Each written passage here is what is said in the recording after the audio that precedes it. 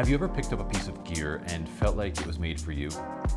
It may sound romantic, but that's exactly how I felt the first time I used the Sony FX9. The FX9 is Sony's full-frame cinema camera with a 6K sensor that records a downsampled 4K image. The sensor offers 15 stops of dynamic range and is capable of recording 10-bit 422 internally and will have raw capabilities when using an external unit and recorder. The FX9 also has a dual base ISO of 800 and 4000, giving the user flexibility in pretty much any lighting situation and the ability to capture super clean video. The camera clocks in at just under $11,000, putting it on par with the likes of Canon C300 Mark III in terms of price and functionality, but the 6K full frame sensor of the FX9 appeals to me as someone who's used full frame for quite some time now. After watching a number of YouTube reviews on the FX9 and without seeing much real-world footage or usage, I decided to rent the camera for 2 different commercial campaign shoots, and again for a second week on 2 separate commercial campaign shoots. Now, I could have called this video my 2 weeks with the FX9, but I liked the other title better. This video is all about what I loved about it and how I used it. Now, I'm far from an expert in the bells and whistles, but hopefully this gives you a thorough sort of real-world review of this amazing camera.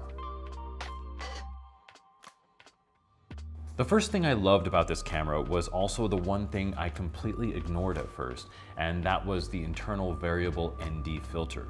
This thing changed the game for me. Not only does it give you the option of presets that allow you to manage hard stops, it also gives you the flexibility of changing the density of the filter gradually with the side dial. I love this feature. My second favorite feature of the FX9 is the inclusion of the S-Cinetone color profile, something previously only found in the Sony Venice. S-Cinetone is a mid-range color look that creates some incredibly smooth skin tones, some beautiful contrast, and a traditionally cinematic look. It leaves plenty of flexibility in post though if you need to push the colors around or if you didn't quite get it dialed in camera. I've been using the A7 III for all of my professional work for about 2 years now, and the bump up to a cinema camera is certainly noticeable to the discerning eye. The 6K sensor is downsampled to a 4K image, creating incredibly crisp video, and even in the Super 35 crop, when shooting 60p, the image is amazing and it looks incredible. Now, the firmware coming in October, so very soon, will give the FX9 full frame capability at 60p. Again, there are a lot more frame rate and resolution options that you can look up, but these are the 2 that I used pretty much the entire time I had the camera. Now, the next point about how amazing this camera is actually is more about how incredible the A7 III is.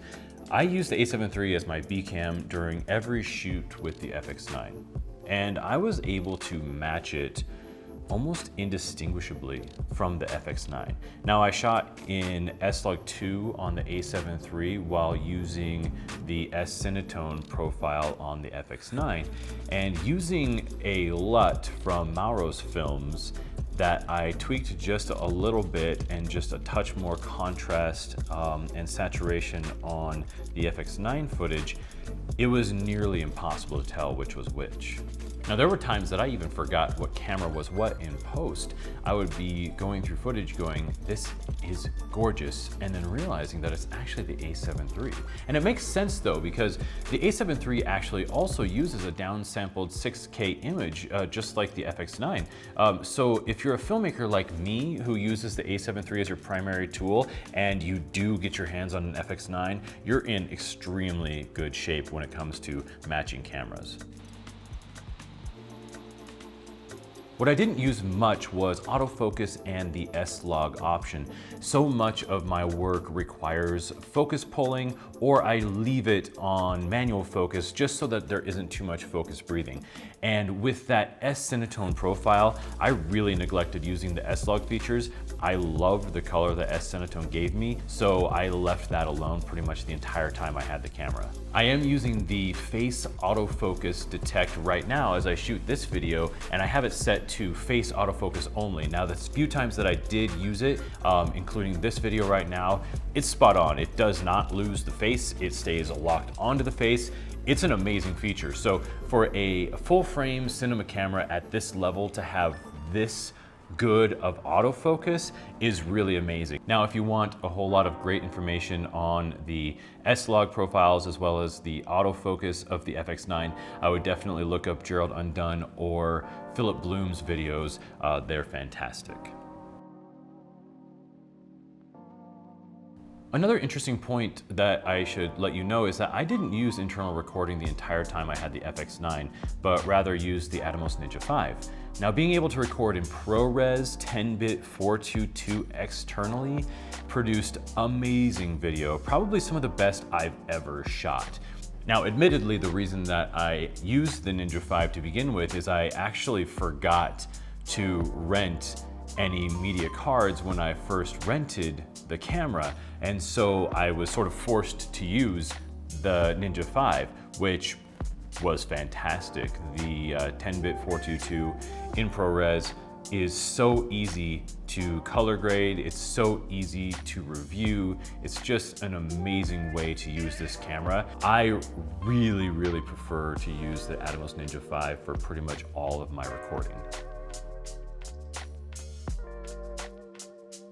I used E-mount lenses exclusively with the FX9, and that's probably the biggest variable contributing to the beauty of the final footage. When you combine Sony's G-Master lenses, and in particular the 24mm and 85mm G-Masters, this camera rivals any cinema camera that I've used anyways. Now, if you do have the FX9 in your hands, I would highly recommend using Sony lenses with it. I think using adapted lenses or anything other than the G-Masters or that Sony Zeiss is really doing a disservice to this camera. So who does this camera make sense for? Well, it makes a huge amount of sense for a person like me who's heavily invested in the Sony system, especially in terms of glass. And it's for a person who really wants to take their filmmaking look to the next level. It's most definitely for the documentary filmmaker who wants to create incredibly cinematic interview setups and B-roll. And thanks to its size and ergonomics, it actually makes a fantastic run and gun camera. It's not heavy, it's not cumbersome, and it's really easy to use. I think the look of the camera combined with the S-Cinetone color profile makes for just a perfectly Hollywood-ready look, and it is actually a Netflix-approved camera.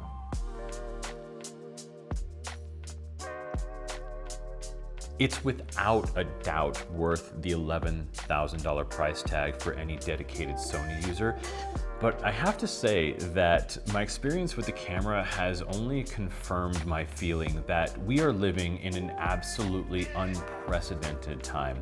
I remember the first time I thought I wanted to be a filmmaker. It was probably like 1998, and the idea of making movies on your own seemed so far out of reach then.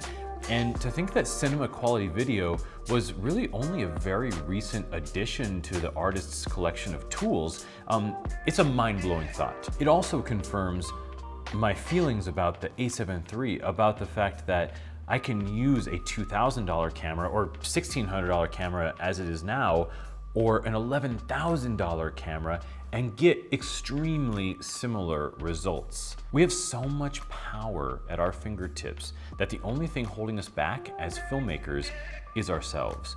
If you have a great story, it doesn't matter if you use Sony, Canon, Red, or Arri, it's possible. Just go make. Sometimes though, it's the tools that just make it a little bit more fun.